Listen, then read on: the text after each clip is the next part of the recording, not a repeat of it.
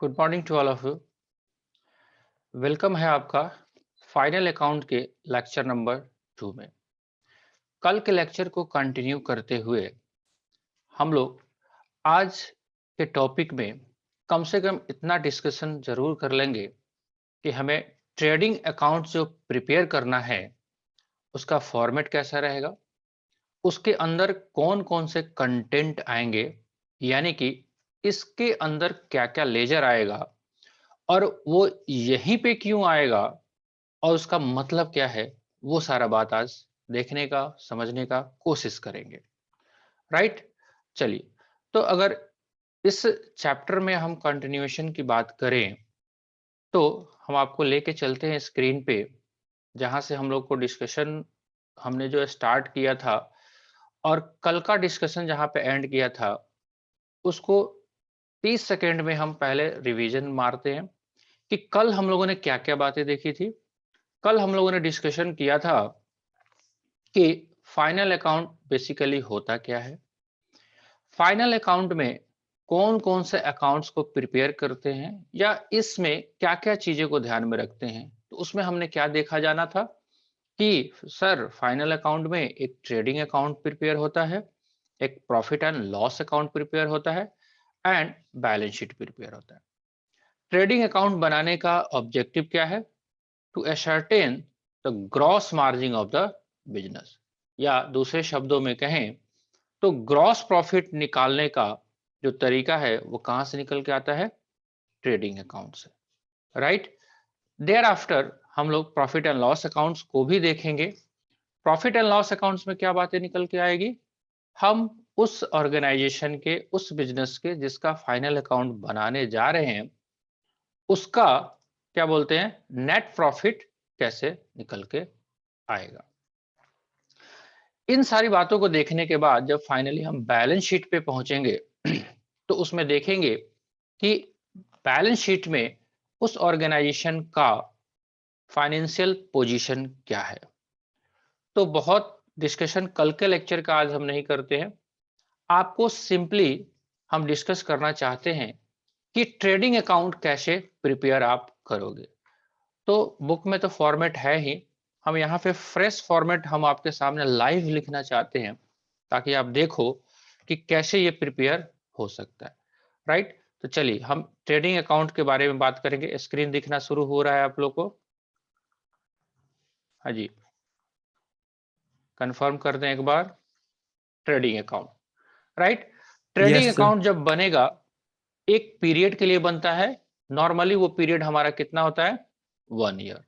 Right. तो हम लिखेंगे फॉर द पीरियड एंडेड, या ईयर एंडेड भी हम लिख सकते हैं, फॉर द पीरियड एंडेड 31 मार्च, मान लेते हैं अभी करंट में ही 2021 का हम बना रहे हैं।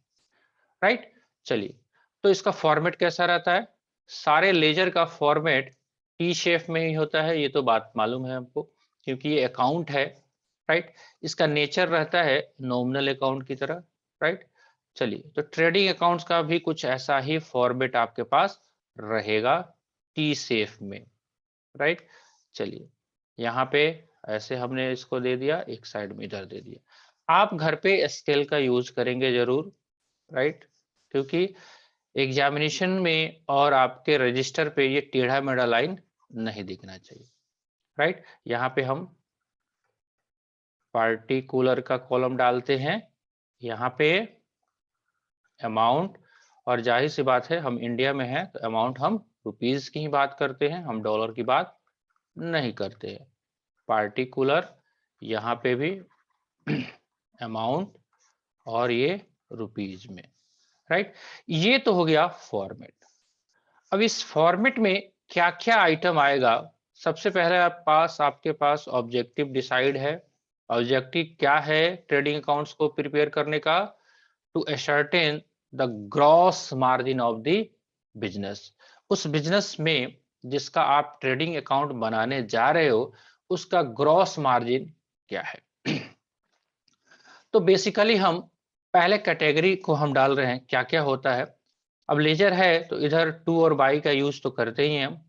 To, right. पहला आइटम होता है ओपनिंग स्टॉक, राइट। क्या होता है हम देखते हैं इसको, राइट। दूसरा आइटम रहेगा परचेज, इसका तो नाम सुना ही होगा आपने, परचेज, राइट। इनर कॉलम में लिखते हैं और इसके साथ ही साथ लेस यहीं पे हम करके रख देते हैं अगर कोई रिटर्न हो, राइट। मान लेते हैं आपने परचेज किया है 1 लाख का और 10,000 का उसमें से सामान आपने वापस कर दिया, तो उसके लिए आपके पास लेजर रहेगा परचेज रिटर्न, तो उसको हम यहाँ पे लेस करके दिखा देते हैं। बहुत सारे लोग इसको क्रेडिट साइड में भी लिखते हैं, वो भी गलत नहीं है, राइट। यहाँ पे आप ऐसे माइनस लगाओगे और यहाँ पे आप पुट कर दोगे, राइट। थर्ड और इम्पोर्टेंट जो है वो है आपका कुछ खर्चे जो होते हैं जिसको हम लोग बोलते हैं डायरेक्ट एक्सपेंसेस। इसमें बहुत सारे खर्चे आएंगे, उसको वन बाय वन देखेंगे क्या क्या है, राइट। जो भी आएगा उसका समरी यहाँ पे आएगा। ये हुआ आपका डेबिट साइड का कंटेंट। चलते हम क्रेडिट साइड के कंटेंट पे। बाय सेल्स, अगर कोई रिटर्न है तो यहां से ही लेस कर देंगे, सेल्स रिटर्न। यहां पे बाहर वाले कॉलम में आप लिखेंगे। सेकेंड आइटम क्रेडिट साइड का, बाय, जैसे डायरेक्ट एक्सपेंसेस हो सकते हैं वैसे आपके पास डायरेक्ट इनकम भी हो सकते हैं। डायरेक्ट इनकम इफ एनी अगर आपके पास हो तो उसको भी आप लिख लेंगे। और लास्ट में आपका आएगा, वो आएगा क्लोजिंग स्टॉक, राइट। चलिए, इतना काम आप करोगे तो अब क्या करना है हमारे को, अब हम इस लेजर को बैलेंसिंग करेंगे, राइट। लेजर को बैलेंसिंग करेंगे, यानी कि हम रफ में हम क्या करेंगे, डेबिट साइड और क्रेडिट साइड को हम रफ में काउंट करेंगे, राइट। अगर अगर आपका क्रेडिट साइड का समेशन ज्यादा है डेबिट साइड के समेशन से, एग्जांपल के तौर पे अगर आपका क्रेडिट साइड का सम है, लेट्स सपोज इट, ये पार्ट नहीं होगा, आपको रफ में वर्किंग करना पड़ेगा। Let's suppose it credit side का जोड़ अगर आता है 5 लाख रुपया सब जोड़ने के बाद रफ में, और आपका डेबिट साइड का जोड़ आता है मान लेते हैं 4 लाख रुपया रफ में, तो डिफरेंस कितना हो गया, 1 लाख। तो बैलेंस किधर जा रहा है, बैलेंस आपका जा रहा है डेबिट क्रेडिट साइड में, राइट। तो हम इसको एक स्पेशल लेजर का नाम देंगे और वो यहाँ पे लिखा जाएगा जिसका नाम रहेगा टू ग्रॉस प्रॉफिट। ये कब आएगा, बैलेंसिंग फिगर होगा, ये कब आएगा, अगर आपका credit summation is more than debit summation, right. तो बैलेंसिंग फिगर जो आएगा यहाँ पे उसको हम क्रॉस प्रॉफिट लिखते हैं। ऐसा भी हो सकता है कि आपका डेबिट साइड का ही समेशन ज्यादा हो जाए, मे भी पॉसिबिलिटी है, कुछ भी हो सकता है, बिजनेस है तो कुछ भी हो सकता है। तो अगर ऐसा सिचुएशन हुआ तो वो आएगा इधर साइड में, उसको हम लिखेंगे by gross loss balancing figure. कब, अगर आपका डेबिट का समेशन ज्यादा है क्रेडिट के समेशन से, तो वो यहाँ पे आएगा। क्या ये दोनों चीजें एक साथ आ सकती है, ऐसा होगा कि ट्रेडिंग अकाउंट में ग्रॉस प्रॉफिट भी हो और ग्रॉस लॉस भी हो, दोनों एक साथ नहीं होगा, दोनों में से कोई एक ही होगा, या एक तो होगा। ग्रॉस प्रॉफिट होगा या तो आपका ग्रॉस लॉस होगा। तो ये सिंपल फॉर्मेट मैंने आपको डिस्कस किया किस चीज का, हाँ जी, ये सिंपल फॉर्मेट था आपका ट्रेडिंग अकाउंट का।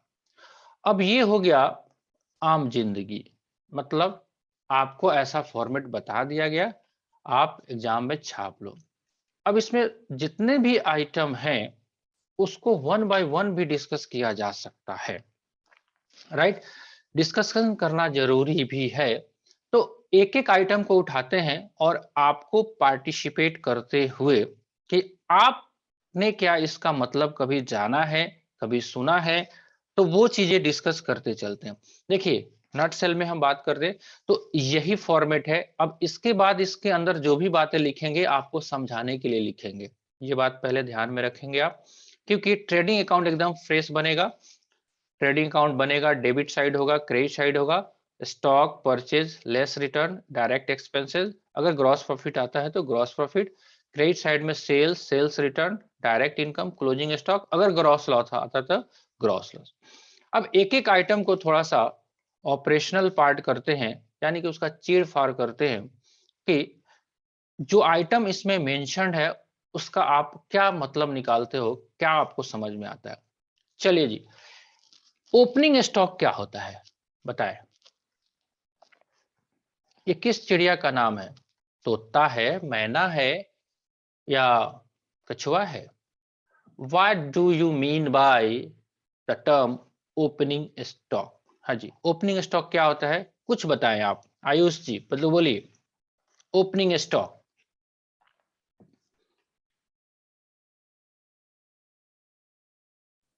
चलिए, नहीं मालूम आपको, स- या आप बता रहे हैं?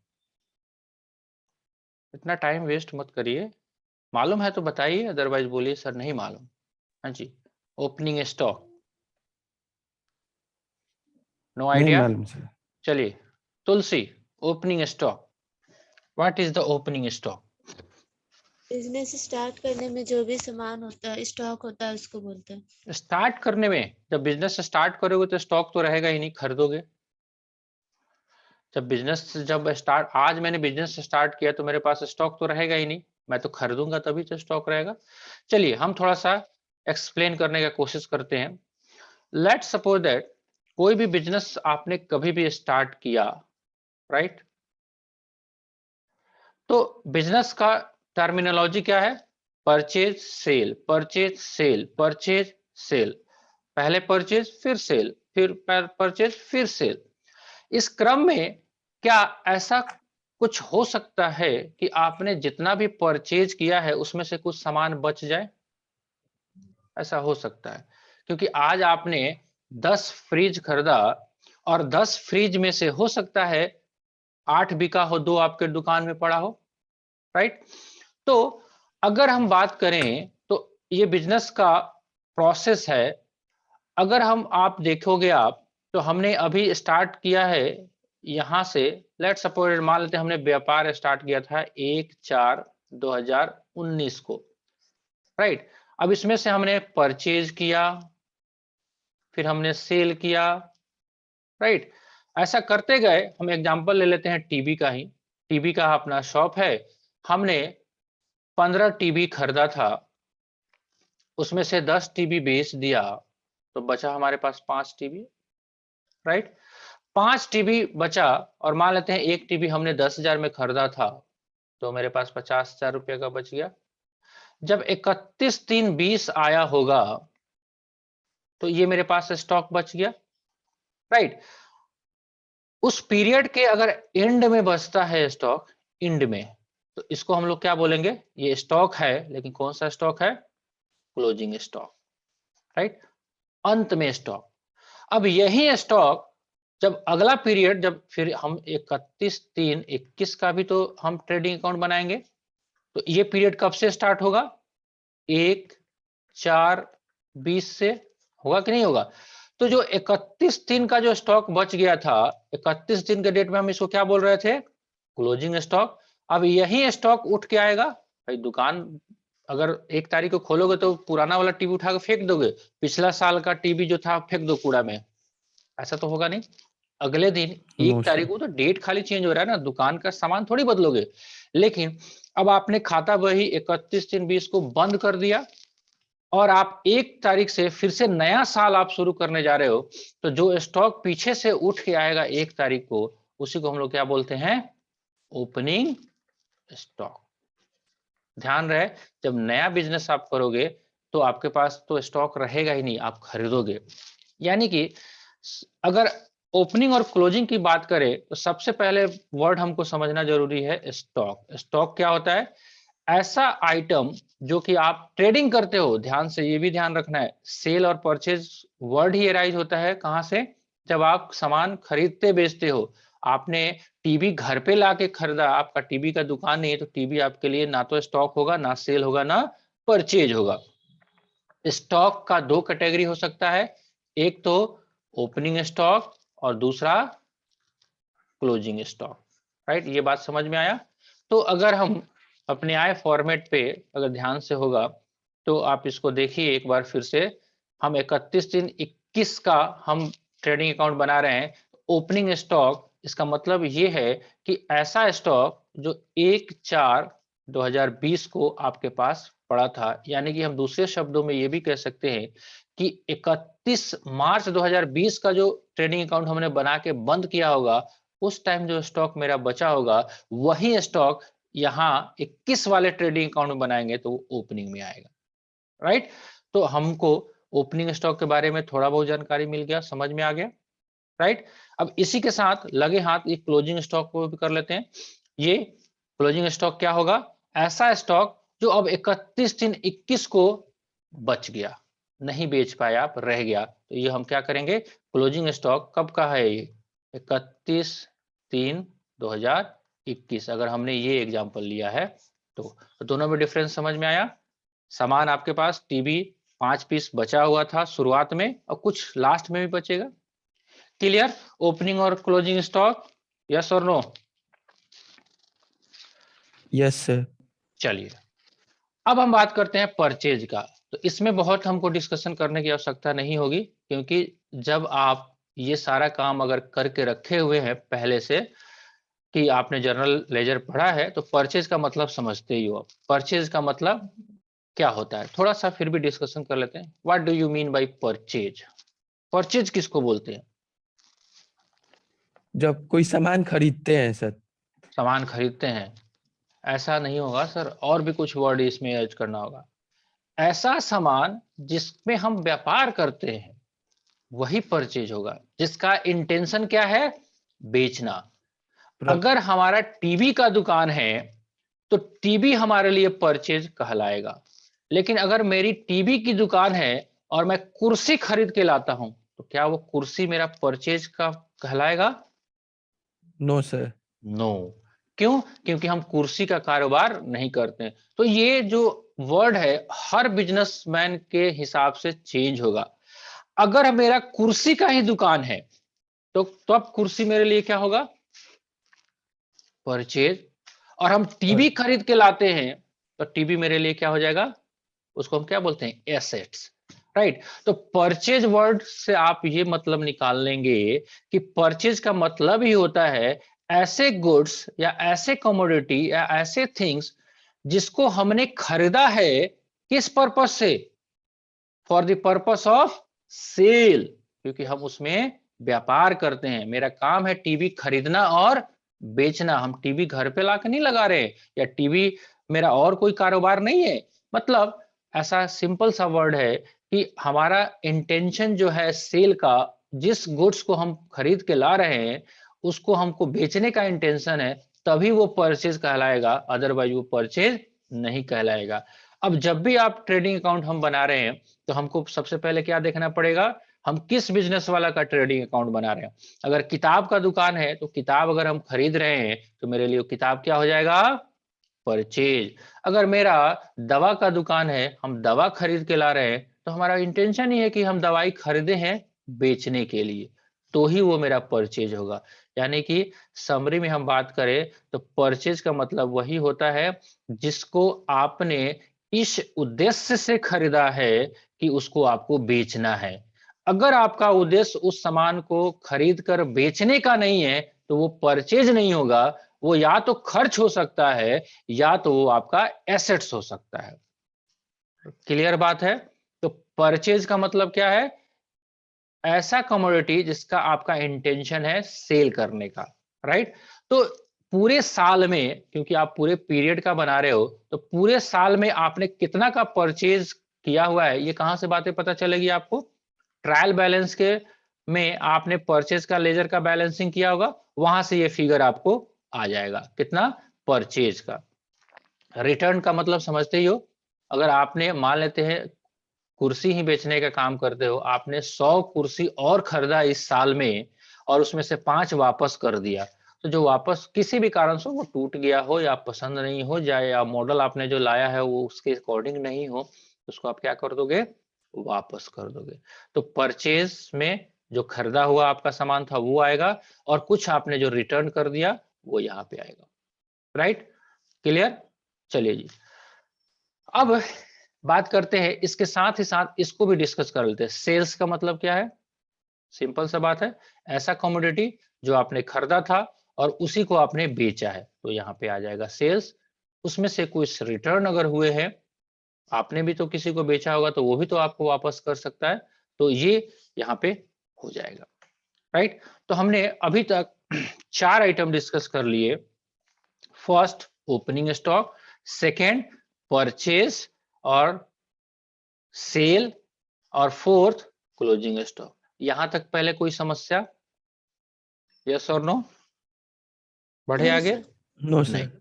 चलिए, अभी थोड़ा सा अब आपको और दिमाग लगाना है कि देखिए ट्रेडिंग अकाउंट जब हम बना रहे हैं तो इसमें ओपनिंग स्टॉक तो आया, परचेज भी आया, सेल्स भी आया, क्लोजिंग स्टॉक भी आया। अब यहाँ पे बात कर रहा है डायरेक्ट एक्सपेंस का। राइट, डायरेक्ट एक्सपेंस क्या होता है? तो सबसे पहले हम दो चीज आपसे डिस्कस करेंगे। एक्सपेंसेस का कैटेगराइजेशन कितना हो रहा है? दो तरीके से। एक्सपेंसेस, अगर हम एक्सपेंसेस का बात करें तो खर्चे की बात कर रहे हैं, हम स्टॉक की नहीं बात कर रहे हैं। एक्सपेंसेस, एक्सपेंसेस आपके बिजनेस में दो तरीके के हो सकते हैं।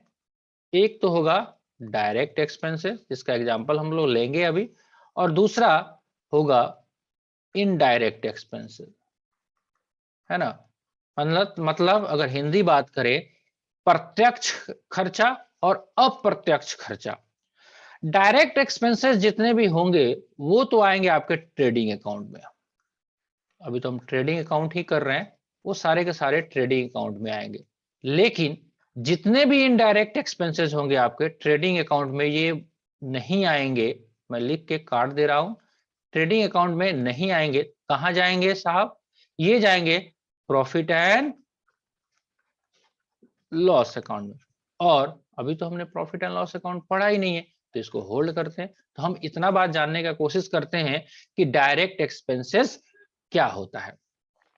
अगर सिंपल वर्ड में इसको समझाने की कोशिश किया जाए, डायरेक्ट एक्सपेंसेस उसको बोलते हैं जो कि सीधे सीधे आपने जो सामान खरीदा है ना, या आपका ग्रॉस प्रॉफिट जो निकाल रहे हो ना, उससे वो डायरेक्ट आप लिंक कर सकते हो। सपोज दैट, एग्जांपल हम लेते हैं कि अगर आपने कुर्सी खरीदा, चेयर खरीदा, जिसका आपको इंटेंशन है बेचने का, चेयर, राइट। 10 चेयर आप खरीदते हो, राइट। तो चेयर आएगा किस पे? ट्रक पे लोड होके। 10 तो नहीं है, एक बार खरीदोगे, मान लेते 100 चेयर खरीदोगे, अब एक दो थोड़ी खरीद के लाओगे, 100 चेयर खरीद के लाओगे। लेट सपोज दैट आपने चेयर जो खरीदा वो पटना से खरीदा, है ना। आपका जो डीलर था वो पटना में था और आप कहां पे हो? आप हो लेट सपोज दैट मोतिहारी में, राइट। तो पटना से ये जो चेयर है क्या व्हाट्सएप पे आएगा या मेल पे? हाँ जी। ट्रांसपोर्ट से आएगा। ट्रांसपोर्ट से आएगा।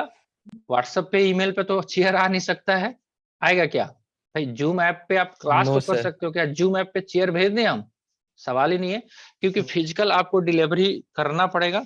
तो अगर ये पटना से मोतिहारी आएगा तो मान लेते ट्रक पे टेम्पू पे आएगा, राइट, राइट।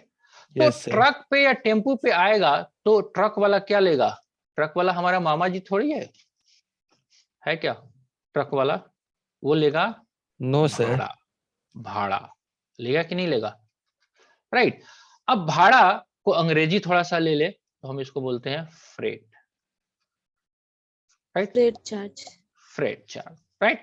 तो ये फ्रेट जो चार्ज करेगा ट्रक वाला, अब क्या सोच के देखो, अगर लेट सपोज दैट ट्रक वालों ने 1000 रुपया भाड़ा लिया,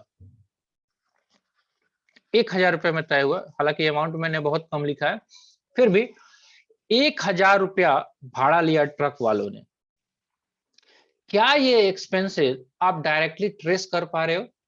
आपसे कोई पूछेगा कि ये बताओ, इस 100 चेयर आप, सिंपल सा बात है, अगर एक चेयर आपने पार्टी से खरीदा था 100 रुपया में, लेट्स सपोज दैट 100 रुपया में 100, एक एक चेयर 100 रुपये का आपने खरीदा था, ठीक है, और उस पे 1000 भाड़ा लग गया, तो कोई आपसे पूछेगा सिंपल अगर भोजपुरी में, ए भाई कुर्सी कितना के पड़लऊ है? पड़लऊ है बुझते हो ना, कितना का पड़ल है? तो आप क्या बताओगे, कुर्सी आपका 100 रुपया का पड़ा हुआ है कि कुछ और भी इसमें लगा है? आपका खर्चा लगा है कितना? अगर 1000 आपने भाड़ा दिया है, राइट, और 1000 भाड़ा दे के आपने 100 चेयर मंगाया है, एक चेयर पे आपने कितना भाड़ा दिया? 10 रुपया। तो कोई अगर पूछे हमसे तो कितना हम कह सकते हैं इसको भाड़ा? कुर्सी कितना पड़ा? 100, हाउ मच? 110 रुपया, राइट, यही होगा 110 रुपया, होगा कि नहीं होगा?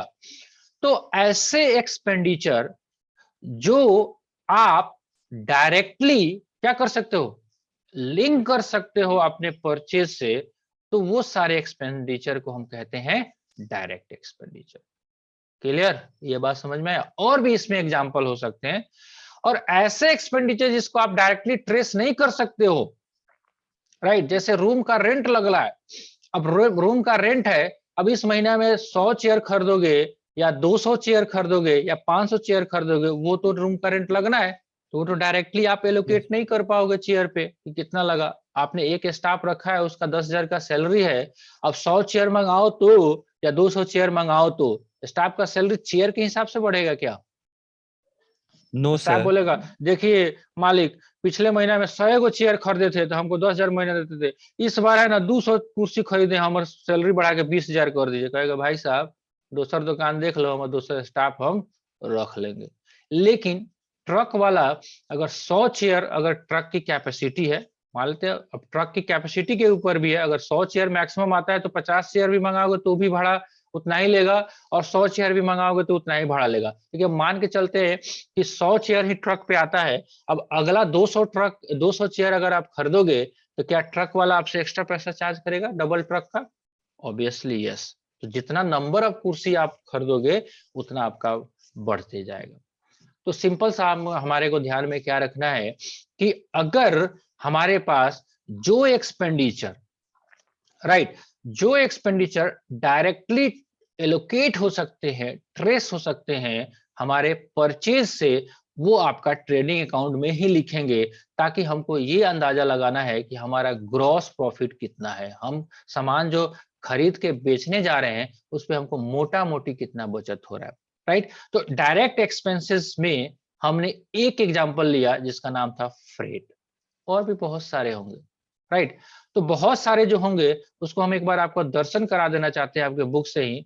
जैसे आप देखिए, आपके सामने यहाँ पे दिख रहा है ट्रेडिंग अकाउंट बना है। अब देखिए ना थोड़ा सा, अब आपको थोड़ा सा आइडिया लग भी गया होगा, ये वर्ड जो लिखा हुआ है ट्रेडिंग अकाउंट, अभी भी हम क्वेश्चन आपको आज नहीं बता रहे।